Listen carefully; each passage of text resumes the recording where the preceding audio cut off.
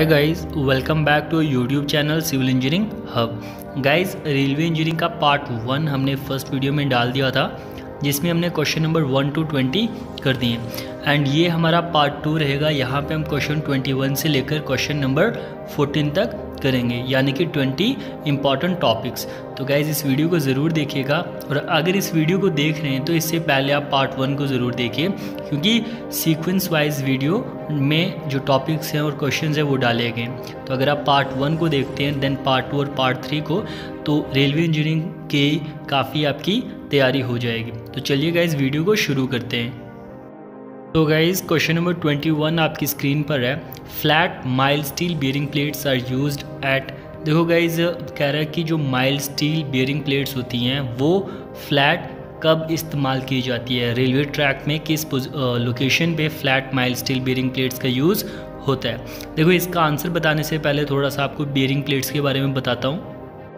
देखो guys, bearing plates हमारी railway tracks में लगती हैं अगर हमें वुडन स्लीपर्स और फ्लैट फुटेड रेल्स को कनेक्ट करना है। वुडन स्लीपर्स के ऊपर इन बियरिंग प्लेट्स को रखा जाता है, उसके ऊपर हमारी रेल्स आती है, जिससे उनका जो कनेक्शन है वो इजी हो जाता है, और जो बियरिंग एरिया है लोड का स्लीपर्स पे वो बढ़ जाता है, जिससे वुडन स्लीपर की सिंकिंग नहीं होती, जहाँ पे उसके ऊपर हमारी रेल्स होती है। तो इनमें जनरली एक कैंट दिया जाता है 1/20 का, जिससे हमारे जो वुडन स्लीपर्स है उनमें एडजिंग बच जाती है, मतलब उन्हें हमें 1/20 का स्लोप प्रोवाइड करने की ज़रूरत नहीं है। अब 1/20 इनवर्ट स्लोप पे अगर हम बियरिंग प्लेट पे रेल डालेंगे तो उसे ऑटोमेटिकली 1/20 इनवर्ट स्लोप मिल जाता है। तो ये हमारे दो तरह के होते हैं, कैंटेड बियरिंग प्लेट और फ्लैट बियरिंग प्लेट, और ये दोनों माइल्ड स्टील की बनी होती हैं। तो हमें क्वेश्चन में पूछा था कि flat mild steel bearing plate कहाँ पे इस्तेमाल होती हैं, तो याद रखना ये हमेशा पॉइंट एंड क्रॉसिंग पे इस्तेमाल होती है हमारी flat mild steel bearing plates, और अगर कैंटेड हो तो वह हमारी कर्व्स पे या स्ट्रेट ट्रैक्स में इस्तेमाल होती है, बट पॉइंट एंड क्रॉसिंग में हमेशा फ्लैट वाली बियरिंग प्लेट का यूज़ होता है, याद रखना गाइस। क्वेश्चन नंबर 22 देखिए। The nominal size of ballast used for point and crossing. देखो गाइस, बैलेस्ट रेलवे ट्रैक में यूज़ होता है प्रॉपर ड्रेनेज प्रोवाइड करने के लिए और लोड को वाइडर एरिया में डिस्ट्रीब्यूट करने के लिए। तो जो पॉइंट एंड क्रॉसिंग होता है रेलवे ट्रैक पे, वहाँ पे जो बैलेस्ट यूज़ होता है उसका नॉमिनल साइज़ कितना रेकमेंड किया गया। तो इसका सही आंसर है पॉइंट एंड क्रॉसिंग के लिए 25 mm, ऑप्शन ए। इसके अलावा देखिए गाइस, साइज़ ऑफ बैलेस्ट को लेके कुछ इंपॉर्टेंट पॉइंट्स। देखो guys, important point size of ballast को लेके हमने पढ़ा पॉइंट एंड क्रॉसिंग के लिए रेकमेंडेड साइज बैलेस्ट का 25 mm है। अगर वुडन स्लीपर लगा हुआ है ट्रैक पे स्ट्रेट में 50 mm साइज बैलेस्ट का यूज़ होता है। स्टील स्लीपर के लिए 38 mm साइज का बैलेस्ट यूज़ होता है। वहीं स्टैंडर्ड विड्थ बैलेस्ट की कितनी होती है, जो विड्थ होती है ना बैलेस्ट की, 3.35 मीटर ब्रॉड गेज के लिए एंड मीटर गेज के लिए 2.3 मीटर। तो साइज बैलेस्ट का पॉइंट एंड क्रॉसिंग पे हमने पढ़ा 25 mm, और मिनिमम डेप्थ बैलेस्ट की ब्रॉड गेज के लिए 250 mm होनी चाहिए एंड मीटर गेज के लिए 200 mm होनी चाहिए। और क्वांटिटी ऑफ स्टोन, मतलब कितना हमें पत्थर चाहिए बैलेस्ट रिक्वायर्ड के लिए 1 मीटर लेंथ ऑफ ट्रैक के लिए, मतलब स्ट्रेट में अगर 1 मीटर हमारा रेलवे ट्रैक है तो ब्रॉड गेज है तो 1.11 क्यूबिक मीटर हमें स्टोन चाहिए, और वहीं मीटर गेज के लिए कितनी क्वांटिटी चाहिए, 0.767 cubic metre. 1 metre railway track को बिछाने के लिए इतना गेज हमें चाहिए। तो ये सारे पॉइंट्स याद रखना। क्वेश्चन नंबर 23 देखिए guys. The type of spike used for fixing chairs of bull headed rails to wooden sleepers. आपको बता दूं कि स्पाइक्स का इस्तेमाल किया जाता है जब रेल्स को वुडन स्लीपर से कनेक्ट करना है। तो अगर हमारा वुडन स्लीपर है और रेल अगर हमारी बुल हेडेड है, तो नीचे दिए गए ऑप्शन में से कौन सी स्पाइक का यूज़ होता है। तो गाइज, इसके लिए यूज़ होती है राउंड स्पाइक। देखिए यहाँ पे डायग्राम में दिखाई है हमने राउंड स्पाइक, इसने वुडन स्लीपर को हमारे बुल हेडेड रेल से कनेक्ट किया है। इसके अलावा गाइज याद रखिएगा, यहाँ पे डायग्राम में डॉग स्पाइक को भी दिखाया गया है। इसका यूज़ होता है जब फ्लैट फुटेड रेल्स को हमें वुडन स्लीपर के साथ कनेक्ट करना है, तो 4 डॉग स्पाइक्स एक स्लीपर पे लगती है। इसके अलावा इलास्टिक स्पाइक्स होती हैं गाइज, जिनका यूज़ भी फ्लैट फुटेड रेल्स और वुडन स्लीपर्स के कनेक्शन में लगता है। इसके अलावा एक और स्पाइक होती है स्क्रू स्पाइक, जिसमें स्क्रूज बने होते हैं, जैसे हमारे बोल्ट में होते हैं ना स्क्रूज, वैसे स्क्रूज होते हैं। तो इन चारों स्पाइक्स को याद रखिएगा। क्वेश्चन नंबर 24 देखिए guys, number of keys used in CST 9 sleeper is. जो CST 9 स्लीपर होता है उसमें कीज़ कितनी लगती है, उनके नंबर्स कितने होते हैं। तो गाइज CST 9 स्लीपर होता क्या है, इसकी फुल फॉर्म है सेंट्रल स्टैंडर्ड ट्रायल 9 स्लीपर। भारतीय रेलवे सबसे ज़्यादा इन स्लीपर्स का यूज़ करता है। तो CST 9 स्लीपर में जो नंबर ऑफ़ कीज़ हैं वो 2 लगती हैं। यहाँ पे डायग्राम में देखिए वो 2 लगती हैं। जैसे इस डायग्राम में नंबर ऑफ़ कीज़ कितनी है, 2 लेफ़्ट साइड है, 2 राइट साइड है, तो 4। तो CST 9 स्लीपर में टोटल नंबर ऑफ़ कीज़ जो हैं वो 2 लगती हैं। तो इसका सही आंसर हो जाएगा option number A.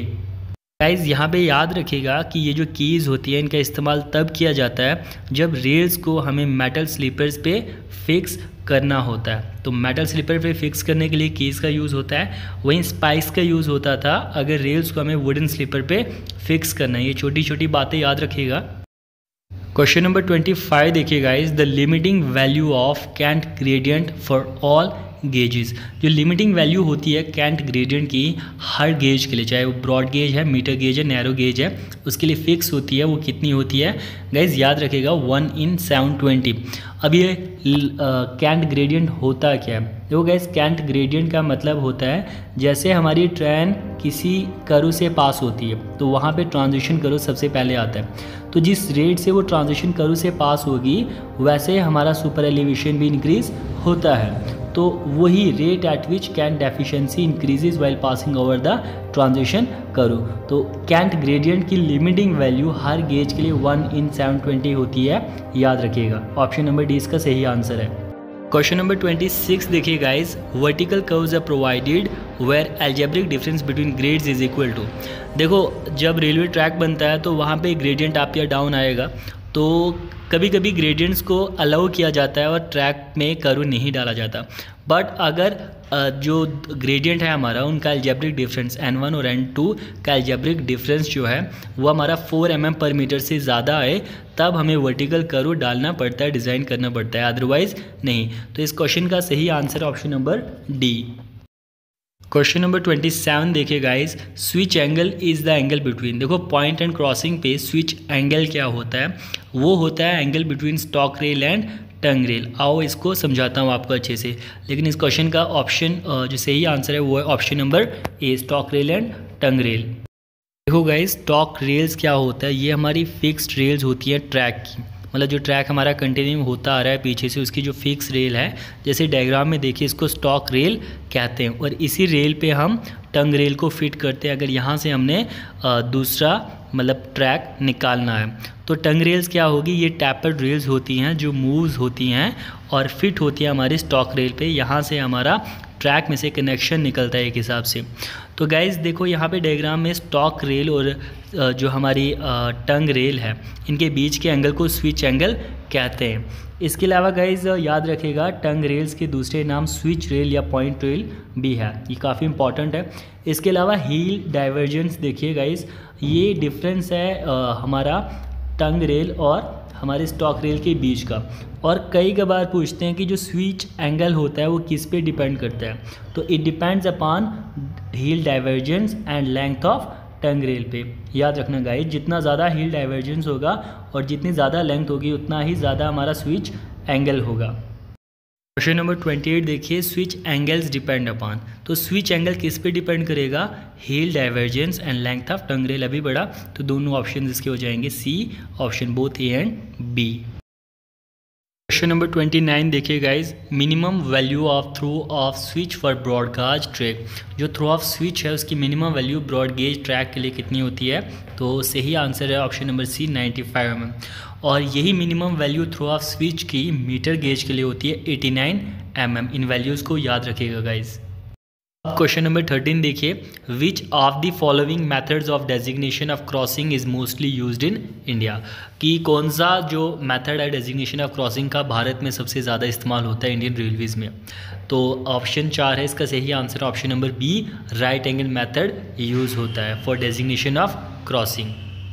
Question number 31 देखिए guys, which of the following turnout is most commonly used for good trains on Indian railway. देखो टर्नआउट क्या होता है, जो एनेबल करता है ट्रेन को एक ट्रैक से दूसरे ट्रैक में जाने के लिए, मतलब अपना ट्रैक चेंज करने के लिए। तो जो गुड्स ट्रेन होती है मतलब मालगाड़ी होती है उसके लिए कौन सा टर्नआउट ज़्यादा इस्तेमाल होता है? 4 ऑप्शन है, इसमें से ऑप्शन नंबर 1 सही आंसर है। 1 in 8.5 ये वाला जो टर्नआउट होता है वो इस्तेमाल होता है गुड्स ट्रेन के लिए। देखो गाइज, टर्नआउट मैंने आपको बताया कि अरेंजमेंट जहाँ से हम ट्रेन को दूसरे ट्रैक में डालते हैं, एक ट्रैक से दूसरे ट्रैक में डालने के लिए लगता है। अब ये टर्नआउट हमारे 4 तरह के होते हैं। पहला डबल टर्नआउट जिसको टेंडन भी कहते हैं, ये ऐसी अरेंजमेंट होती है जहाँ पे 2 टर्नआउट हमारे टेक ऑफ करते हैं मेन ट्रैक से डिफरेंट डायरेक्शन में। मतलब एक ट्रैक आ रहा था, एक अलग डायरेक्शन में जाएगा, दूसरा अलग डायरेक्शन में। देखो डायमंड क्रॉसिंग क्या होता है, जब हमारे 2 रेलवे के ट्रैक एक ही गेज के या अलग अलग गेज के एक दूसरे को क्रॉस करेंगे किसी भी एंगल पे।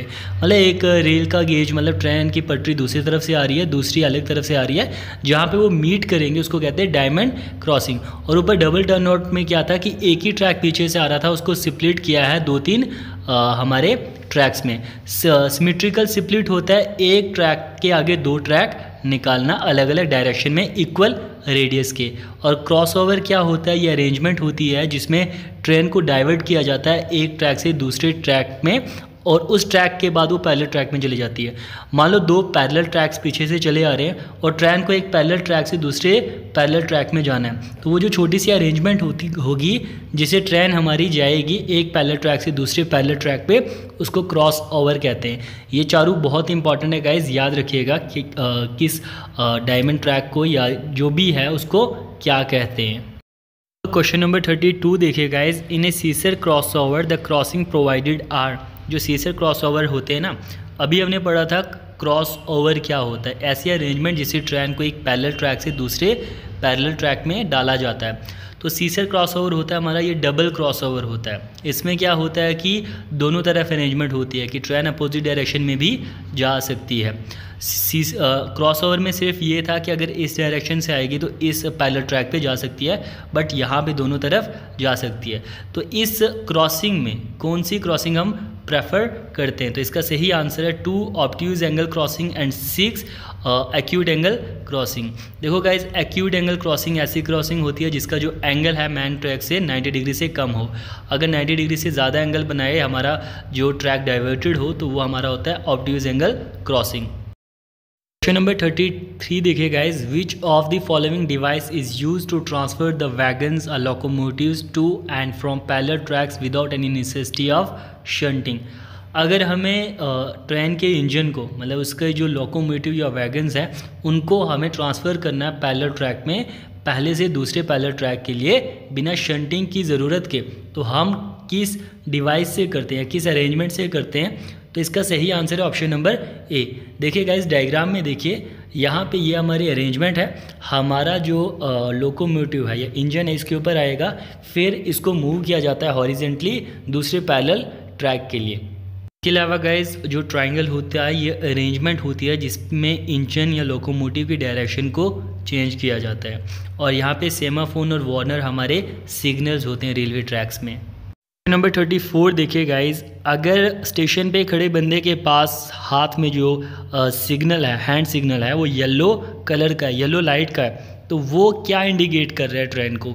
इसका मतलब प्रोसीड्स कॉशनली, मतलब प्रोसीड विद कॉशन, कि ट्रेन को चलने के लिए बट सावधानी के साथ। देखो गाइज, हैंड सिग्नल्स हमारे हैंड फ्लैग्स होते हैं जो लकड़ी के पीस के साथ लगे होते हैं और स्टेशन मास्टर इनका यूज़ दिन के टाइम में करता है। तो आजकल तो कलर सिग्नल का इस्तेमाल होता है, बट अगर स्टेशन मास्टर हरी झंडी दिखाता है, ग्रीन झंडी दिखाता है, तो इसका मतलब होता है प्रोसीड करना, कि ट्रेन कंटिन्यू चलती रहे। अगर येलो हो तो प्रोसीड विद कॉशन, जैसे हमारे ऑप्शन में दिया प्रोसीड विद कॉशन इसका सही आंसर। और अगर रेड झंडी दिखाए तो ट्रेन को रुकना पड़ेगा। गाइस, क्वेश्चन नंबर 35 है, ये भी हमारा सिग्नल्स को लेके है। When semaphore and warner are installed on the same post. अगर सेमाफोन और वार्नर एक ही पोस्ट पे है, एक ही पोल पे हैं हमारे रेलवे ट्रैक में, तो उनका स्टॉप इंडिकेशन कैसे होगा? मतलब क्या सिग्नल होगा जिससे ट्रेन को रुकना चाहिए? अगर वो दोनों आर्म्स सेमाफोन और वार्नर हमारे हॉरिजेंटल हो तो तब उन्हें रुकना चाहिए, ट्रेन को रुकना चाहिए। देखो मैं आपको दिखाता हूँ डायग्राम में। तो गाइज़, ये एक ही डायग्राम है जिसमें ऊपर वाला हमारा सेमाफोन है और नीचे वाला वार्नर है। अगर दोनों हॉरिजेंटल है इसका मतलब है ट्रेन को रुकना चाहिए। अगर हमारा सेमाफोन मतलब ऊपर वाला इंक्लाइंड है 45 डिग्री पे बट वार्नर हमारा हॉरिजेंटल है, इसका मतलब प्रोसीड विद कॉशन। अगर दोनों हमारे 45 डिग्री पे है तो इसका मतलब ट्रेन चलती रहे। नंबर 36 देखिए, in the shunting signal if the red band is inclined at 45 degree it indicates. अगर रेलवे ट्रैक में जैसे हमारे शंटिंग सिग्नल लगे होते हैं, अगर वो 45 डिग्री पे है उसका रेड बैंड, तो वो क्या इंडिकेट कर रहा है? वो इंडिकेट कर रहा है प्रोसीड्स की ट्रेन चलते रहे। बट अगर ये हमारा हॉरिजेंटल होता तो ट्रेन को रुकना पड़ता है। इन सिग्नल्स को याद रखिएगा। Question number 37, A triangle is used for, मैंने अभी बताया था कि ट्राइंगल का इस्तेमाल होता है इंजन या लोकोमोटिव को चेंज करने के लिए। क्वेश्चन नंबर 39 देखिए, for the purpose of track maintenance the number of turn out equivalent to 1 track kilometre is, तो इसकी वैल्यू याद रखिएगा 10 होती है। तो गाइज आज का लास्ट क्वेश्चन हमारा, to ensure exact gauge the gauge type plates are provided at, देखो कि हमारा जो गेज है वो एग्जैक्ट रहे, मतलब जितना है वो बना रहे, तो इसके लिए हम क्या करते हैं, टाइप प्लेट्स को कहाँ पे प्रोवाइड करते हैं? Toy of the switch, point and crossing पे हमारा गेज मेंटेन रहे उसके लिए हम प्रोवाइड करते हैं टाइप प्लेट्स को, कहाँ पे? Toy of the switch rail. ये याद रखिएगा गाइज। और हमारी पार्ट 2 वीडियो आ चुकी है, इसके बाद हम पार्ट 3 में नेक्स्ट 20 मोस्ट इंपॉर्टेंट क्वेश्चंस करेंगे। एंड गाइज अगर आप ये 60 टॉपिक्स हर सब्जेक्ट के इस तरीके से करते हो तो आपकी बहुत ज़्यादा हेल्प हो जाएगी।